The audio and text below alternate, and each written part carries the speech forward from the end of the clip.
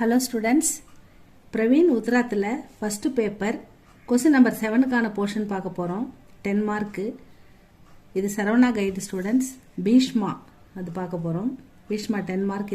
இந்த எக்ஸாமுக்கு இது இம்பார்ட்டன்ட் ஸ்டூடெண்ட்ஸ். இதை படிக்கலாமா? பீஷ்ம. மகாபாரத் கई மகாரதியோं की कहानी है.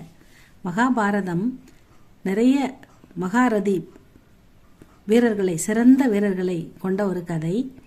பீஷ்ம சப்சே மகான் வீர்க. எல்லாரோட சிறந்த வீரர் யாருன்னா அவர் பீஷ்ம தான். பீஷ்ம சப்சே எல்லாரை விட மகான், சிறந்த வீரர். மகான் வீர்க.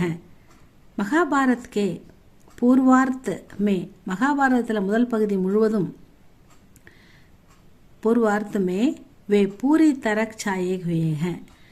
மகாபாரதத்தில் முதல் பகுதி முழுவதுமே இவர் தன்னுடைய ஆளுமையை செலுத்துகிறார். ரஷ்மிரதி மே உன்கே அந்திம் தினோங்கா வர்ணன்க.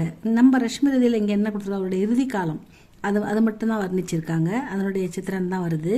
இஸ்லியே வே இஸ் கஹானிமே கம் ஸ்தான் ஹி கேர் சக்கேக. அதனால் இந்த கதையில் இந்த இடத்துல அவர் கொஞ்சம் கம்மியான இடத்தை தான் எடுத்திருக்காரு. ரஷ்மிரதி கே ஆதார் பர் உன் பர் டிப்பணி கி ஜாத்திக. இங்கே பீஷ்மருடைய கருத்துக்கள், இங்கே கொடுக்கப்பட்டுள்ள பீஷ்மருடைய கருத்துக்கள் ரஷ்மிரதியை அடிப்படையாக கொண்டவை, அதிலிருந்து எடுக்கப்பட்டவைன்னு சொல்றாங்க. மகாபாரத் யுத்த செல்தாக. பாரத போர் ஆரம்பிக்க போகுது, நடக்க போகுது.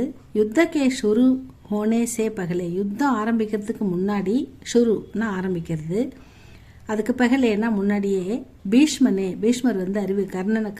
கர்ணனை அர்த்தரதி ககதியா தா, ஒரு அரை போர் வீரராக அவரை அறிவித்திருந்தார் பீஷ்மர் கர்ணனை.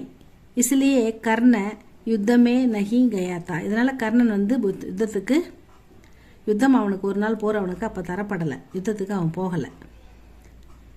10 दिन बाद जब பீஷ்ம गिर जाते हैं. 10 நாள் போர், கடுமையான போருக்கு பிறகு பீஷ்மர் வீழ்த்தப்படுறாரு. அவர் கீழே உயிர் போகாமல் படுக்க வச்சிருக்காங்க, அவர் மரண படுக்கையில்.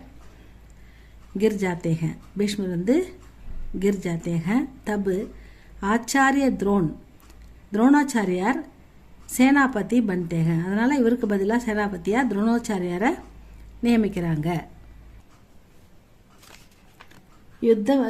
கர்ண யுத்த கர்ணே ஆத்தாக. கர்ணன் யுத்தம் செய்ய வருகிறார். இஸ் சந்தர்ப்பமே, யுத்தம் செய்ய போறதுக்கு முன்னாடி இந்த சந்தர்ப்பத்தில் பீஷ்ம கா ஆசீர்வாத் லேனே உன்கே பாஸ் ஆத்தா.